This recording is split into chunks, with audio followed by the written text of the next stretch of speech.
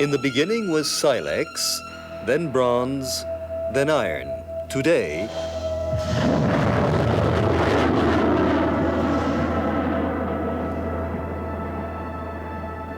the armaments industry is no doubt the richest industry in innovations.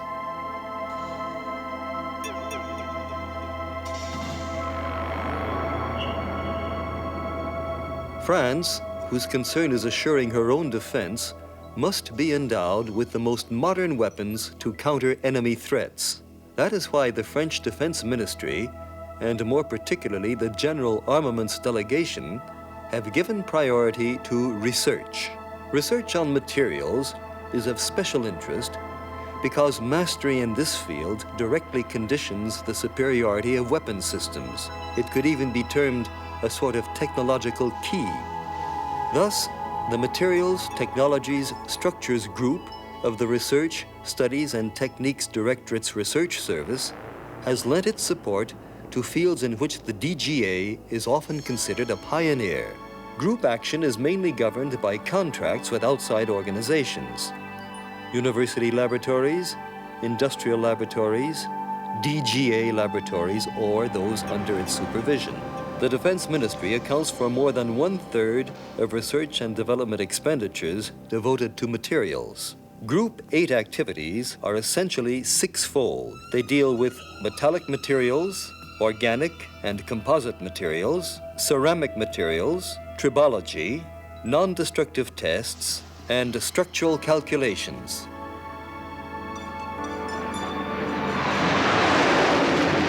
Motor manufacturers are concerned with developing materials that are more and more reliable and that can withstand ever higher temperatures. The problem is especially crucial at the turbine level. The laboratories contributing to group research are studying the development, structure, analysis, and mechanical properties of new alloys.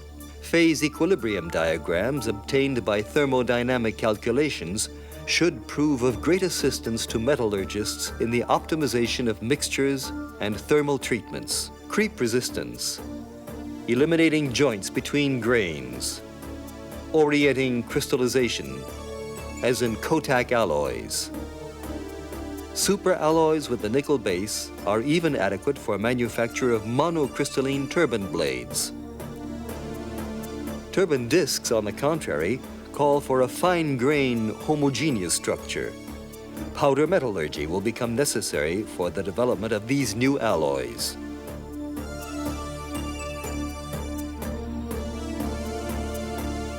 Fatigue-resistant and lighter, the new titanium and aluminum alloys, particularly aluminum lithium, seem to have a promising future. Rapid cooling technology enables obtaining newer, higher elastic limit alloys, opening the way for superplastic forming technologies. For many years, to make up for their deficiencies or profit from their properties, certain materials have been associated in the form of composites. This rule also applies to metals, and studies bear on composites with titanium or aluminum matrices. But the most spectacular advances in composites are in the field of non-metallic materials. This is a field of special interest in every sphere of armaments.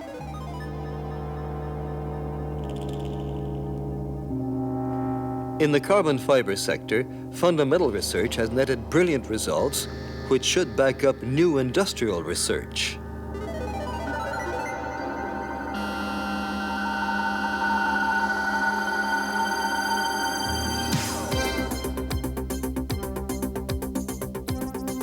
Organic matrix composites are now quite current in weapon systems, but many fields have yet to be explored. Thermoplastic, thermostable, or damping resins, characterizing of their fatigue behavior, damp aging, shock resistance, and impregnation possibilities.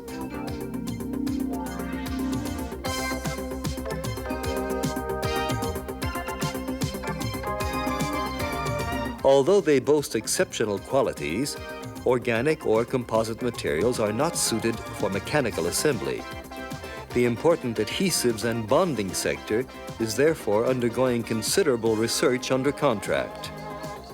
Lightweight, low reactivity, hardness, resistance to wear and corrosion, and all at close to 1,500 degrees Celsius. Such is the miracle of ceramics. For more than 10 years, the group has invested heavily in the financing of this sector. Extensively industrialized, massive ceramics are still under study to better their resistance to high-temperature fatigue cycles and for problems of coupling with metals. The more recent composite ceramics have a promising future. Research covers the whole of the field, elaboration of alumina and silicon carbide fibers, and of composites by the gaseous or liquid method. Glass. Here, two sectors are the object of special research: elaboration and the particularities of mechanical behavior of vitreous matrices.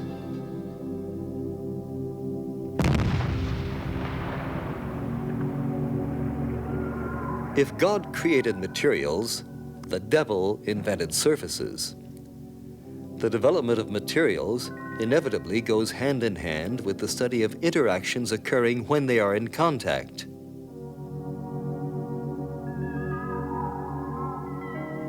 Among the many fields covered by tribology, the DRET takes particular interest in the friction properties of materials, wear and lubrication of mechanisms, adhesion phenomena, and in the various surface treatment methods.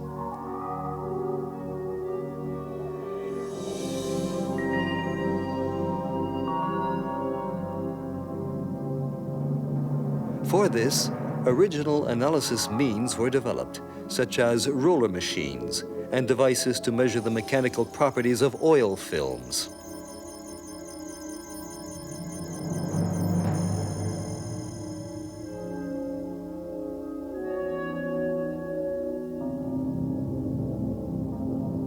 Possible future consequences are new lubricants, additives for oil, more thorough knowledge of film limits, of wear, of surface treatment, or high-speed friction in weapon systems. In short, better mastery of choice and adaptation of materials.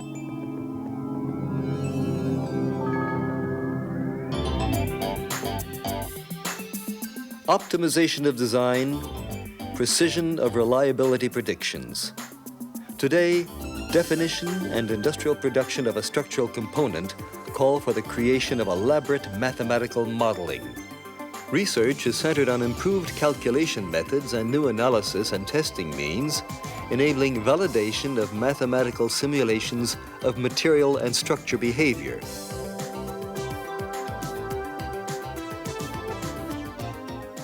Predicting behavior and also controlling it. Non-destructive control methods by X-ray or acoustic polarimetry, ultrasonic tomodensitometry, acoustic emission and acoustic microscopy are the object of important research contracts, as well as perfecting current control materials, particularly ultrasonic transducers. Thus, research subsidized by the DRET can have repercussions reaching far beyond the field of armaments. Carbons, for example, widely used for brake production or medical inserts, are the result of studies originally supported by the DRET. At present, the Materials, Technologies, Structures Group, with its well-balanced fundamental and applied research, is also the link between research producers and users. By extensive cooperation with the French scientific and technical community, by coordinated action with the other ministries concerned, and by seeking out and endorsing international cooperation, it provides the armaments industry with the basic tools and elements needed to develop ever higher performance materials.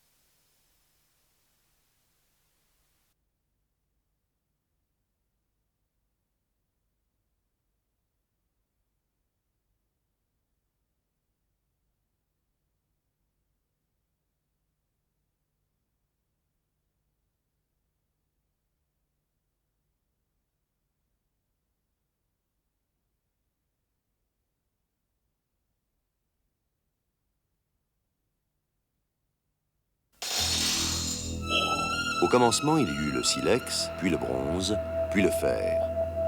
Aujourd'hui,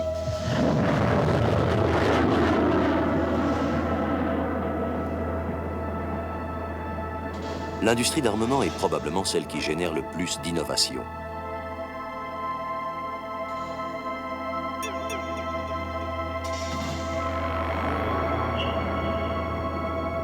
Pour la France, dont la volonté est d'assurer elle-même sa défense, il est nécessaire de se doter des armes les plus modernes pour s'opposer aux menaces adverses. Ainsi, la recherche était l'une des priorités du ministère de la Défense, et plus particulièrement de la Délégation générale pour l'armement. Les recherches consacrées aux matériaux présentent un intérêt tout particulier. En effet, la maîtrise d'un matériau conditionne directement la supériorité d'un système d'armes. Elle constitue même souvent un verrou technologique. Aussi, le groupe Matériaux, Technologies, Structures du service des recherches de la Direction des recherches, études et techniques soutient-il des études dans des domaines où la DGA fait souvent figure de pionnier. L'action du groupe est conduite essentiellement au moyen de contrats passés avec des organismes extérieurs, laboratoires universitaires, industriels, laboratoires de la DGA ou placés sous sa tutelle. Plus du tiers des dépenses de recherche et développement consacrées aux matériaux ont pour origine le ministère de la Défense.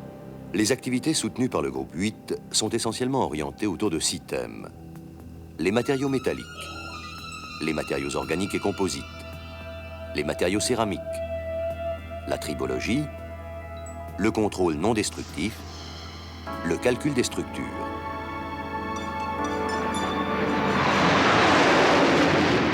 Obtenir des matériaux de plus en plus fiables à des températures de plus en plus élevées, c'est le souci des motoristes. Le problème est particulièrement aigu à l'entrée des turbines. Les laboratoires, associés à cette recherche par le groupe, œuvrent à la conception, l'étude structurale, l'analyse et la caractérisation mécanique de nouveaux alliages. L'obtention des diagrammes d'équilibre de phase par calcul thermodynamique devrait largement aider le métallurgiste dans l'optimisation de ses compositions ou de ses traitements thermiques. Résister au fluage. Éliminer les joints entre grains. Orienter la cristallisation comme dans les alliages Kotak. Les superalliages à base nickel permettent d'aller jusqu'à la fabrication d'aubes de turbines monocristallines.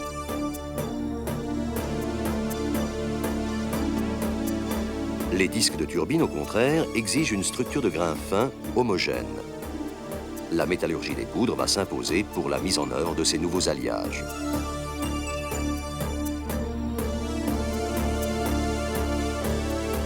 Résister à la fatigue, gagner du poids. Les nouveaux alliages de titane et les alliages d'aluminium, particulièrement aluminium-lithium, semblent aussi très prometteurs. La technologie de refroidissement rapide permet d'obtenir de nouveaux alliages à limite élastique améliorés, ouvrant la voie aux technologies de formage superplastique. Depuis longtemps, pour pallier leurs insuffisances ou pour profiter de leur bon comportement, on a associé certains matériaux sous forme de composites. Les métaux n'échappent pas à la règle et les études se portent sur les composites à matrice titane ou aluminium.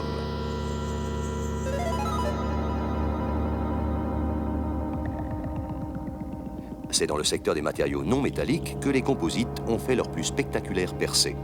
Ce domaine est d'un intérêt évident pour tous les secteurs de l'armement.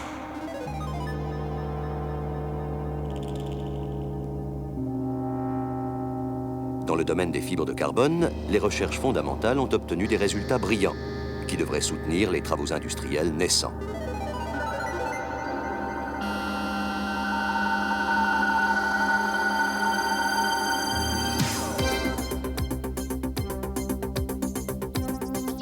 Les composites à matrice organique sont maintenant très répandus dans les systèmes d'armes, mais de nombreux domaines restent à explorer.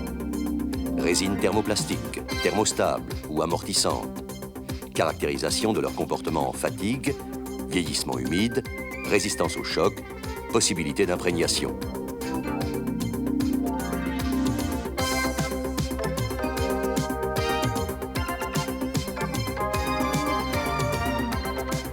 S'ils présentent des propriétés hors du commun, les matériaux organiques ou composites supportent mal l'assemblage mécanique. L'important secteur des adhésifs et du collage fait donc l'objet de contrats d'études.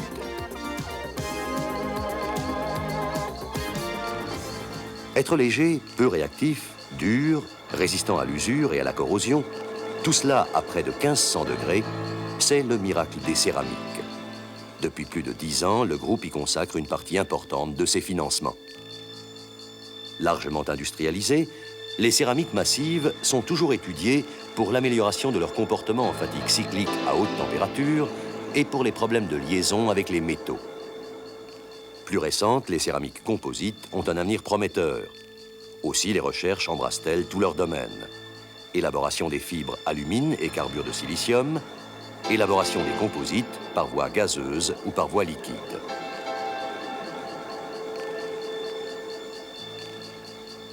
Le verre. Deux domaines sont particulièrement explorés.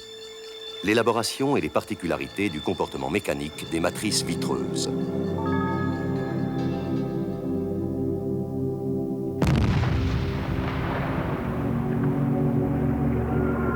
Si Dieu inventa les matériaux, Satan inventa les surfaces. Le développement des matériaux s'accompagne nécessairement de l'étude des interactions qui se manifestent lorsqu'ils sont en contact.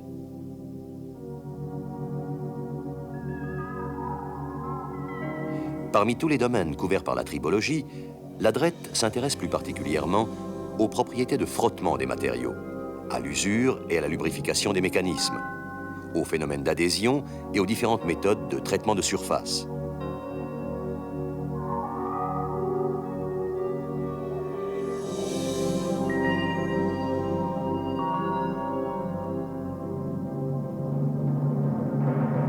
Il a fallu développer des moyens d'analyse originaux, tels que machines à galets et dispositifs de mesure des propriétés mécaniques des films d'huile.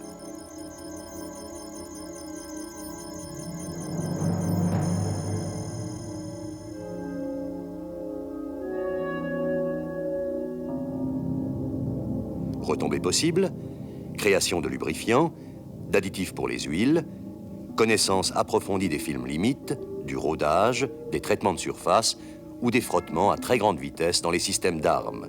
Bref, une meilleure maîtrise dans le choix ou l'adaptation des matériaux.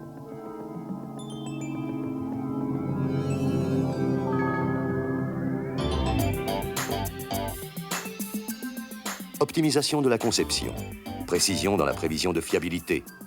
Aujourd'hui, la définition et la réalisation industrielle d'un élément de structure nécessitent l'élaboration d'une modélisation mathématique approfondie. Les recherches portent sur l'amélioration des méthodes de calcul, le renouvellement des moyens d'analyse et d'essai permettant de valider les modèles de comportement des matériaux et structures.